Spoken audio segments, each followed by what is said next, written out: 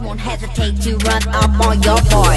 엉덩이 빵빵빵 남자들은 탐탐탐 내 입술 냠냠냠 어디 가도 탕탕탕 등장은 짠짠짠 띠자 띠자 팡팡팡 디스코 팡팡팡 hello.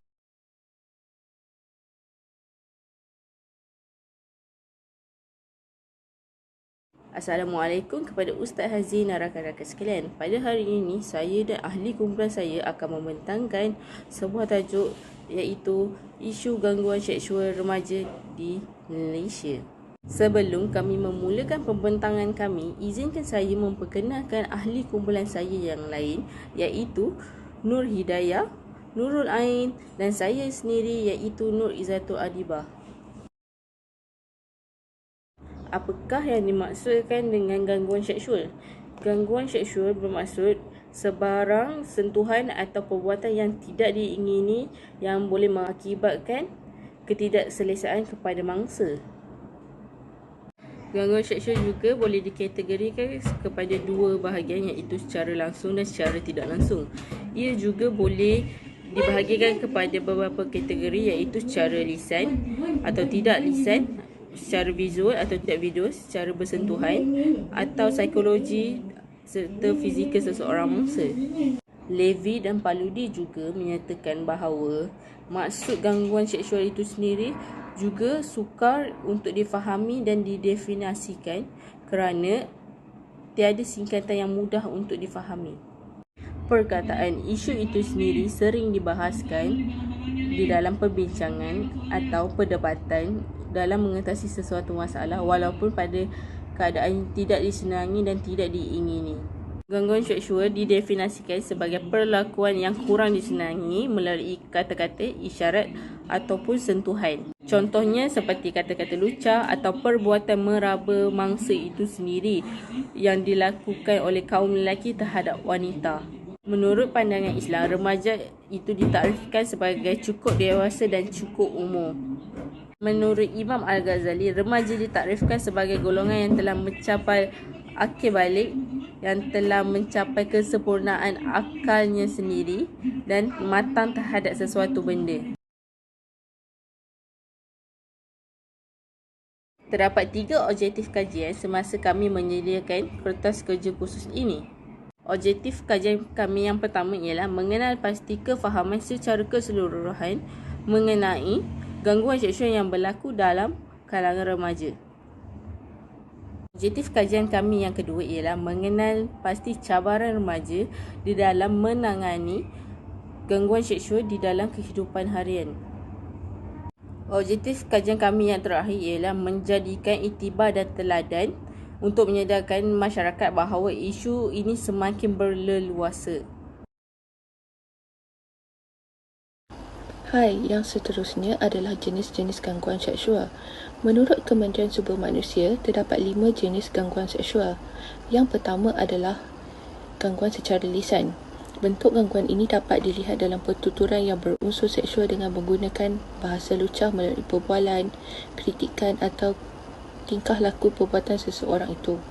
Yang kedua adalah gangguan secara bukan lisan. Gangguan secara bukan lisan dapat dilihat apabila seseorang itu merenung mangsa, menjeling atau memandang dengan pandangan yang tidak sopan dengan tertumpu pada bahagian tubuh badan seseorang itu. Yang seterusnya adalah gangguan secara visual. Gangguan secara visual adalah seperti si pelaku menghantar video ataupun mesej lucah kepada si pemangsa. Yang keempat adalah gangguan secara psikologi. Gangguan secara psikologi melibatkan perbuatan seperti mencuba merapati seseorang dengan secara mendorong, mendesak atau mengukut atau memujuk rayu bagi memenuhi keperluan seksual seseorang itu. Dan yang terakhir adalah gangguan secara fizikal. Gangguan secara fizikal dapat dilihat adalah seperti menyentuh atau memeluk mangsa sehingga mangsa merasa terhina ataupun tersinggung. Yang seterusnya adalah isu semasa berkaitan dengan gangguan seksual yang dihadapi di remaja Malaysia. Sebagai contoh, pada April tahun lepas, Malaysia digemparkan dengan satu video yang telah tular di media sosial apabila seorang remaja mendakwa seorang guru lelaki telah membuat jenaka lucah mengenai rogol di dalam kelas. Dan pemilik video berkenaan, Ain Husniza, menyatakan bahawa lawak tersebut telah menimbulkan rasa tidak senang di kalangan pelajar perempuan, dan seterusnya remaja itu mewujudkan satu gerakan yang dipanggil Make School a Safer Place ataupun sekolah selamat, rentetan daripada peristiwa tersebut. Yang seterusnya adalah gangguan seksual di sekolah. Satu kajian telah dilakukan mengatakan bahawa kebanyakan daripada mereka mengalami gangguan semasa di sekolah menengah ataupun semasa berada di asrama. Dan yang seterusnya adalah kes di mana mangsa dirogol oleh bapa kandung ataupun saudara terdekat mereka di dalam rumah mereka sendiri. Yang terakhir adalah statistik daripada PDRM Malaysia. PDRM mengganggarkan bahawa seramai 6 kanak-kanak dan remaja menjadi mangsa jenayah seksual setiap hari di Malaysia sejak 3 tahun lalu. Yang seterusnya adalah faktor-faktor gangguan seksual. Faktor-faktor yang pertama adalah faktor ibu bapa. Ibu bapa memainkan peranan yang penting dalam membentuk jati diri seseorang anak mereka. Yang kedua adalah pegangan agama yang longgar. Akibat daripada pegangan agama yang longgar, seseorang itu akan mudah terjerumus ke dalam masalah sosial yang sedia ada. Seterusnya adalah pengaruh rakan sebaya. Rakan sebaya merupakan faktor yang sangat mempengaruhi tingkah laku seksual remaja. Segelintir remaja terpaksa berbuat demikian supaya rakan-rakan mereka menerima mereka di dalam golongan tersebut. Yang seterusnya adalah pengaruh teknologi. Sebagaimana yang kita tahu, pada masa kini, hanya dengan menggunakan telefon pintar yang dilengkapi dengan internet akses, remaja boleh mengakses sebarang maklumat termasuk bahan lucah.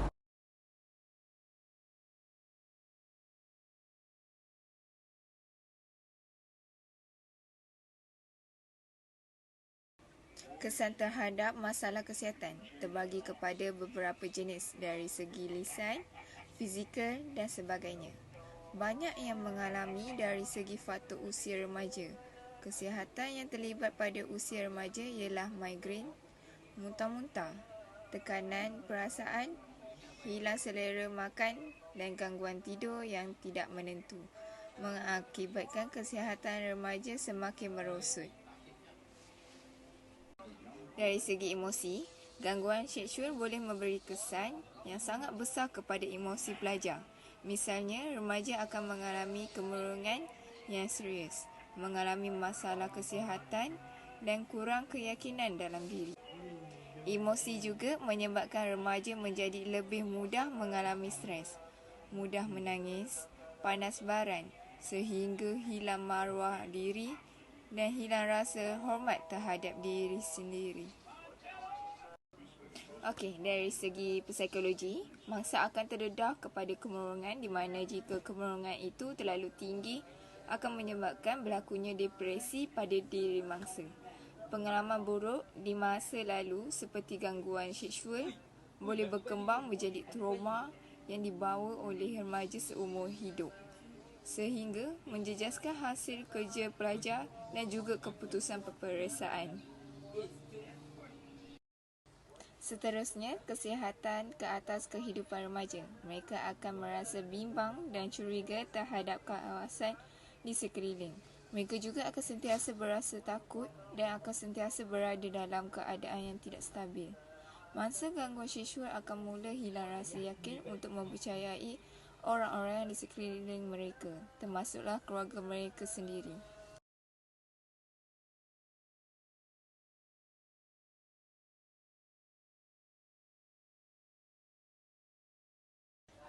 Tanggungjawab ibu bapa terhadap remaja.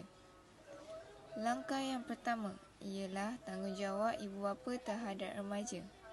Sebagai ibu bapa, semestinya inginkan yang terbaik untuk anak-anak dengan memberi didikan kepada mereka. Oleh hal yang demikian, ibu bapa perlulah mengajar anak-anak tentang pergaulan dalam kalangan adik-beradik sejak usia mereka kecil lagi. Sebagai contoh, ibu bapa mengasingkan tempat tidur anak-anak lelaki dan perempuan di dalam bilik yang berasingan.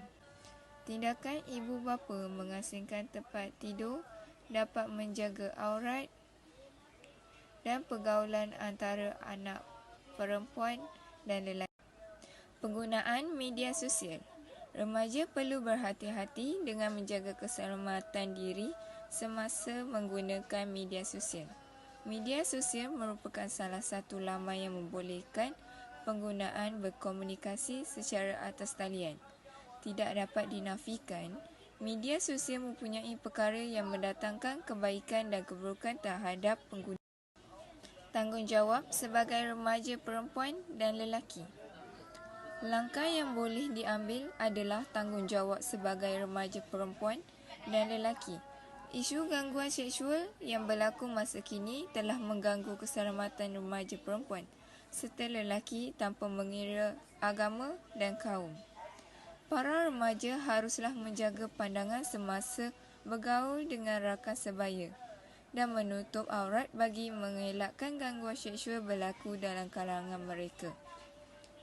Kes gangguan seksual dapat dicegah sekiranya individu mempunyai rasa hormat yang tinggi antara satu sama lain.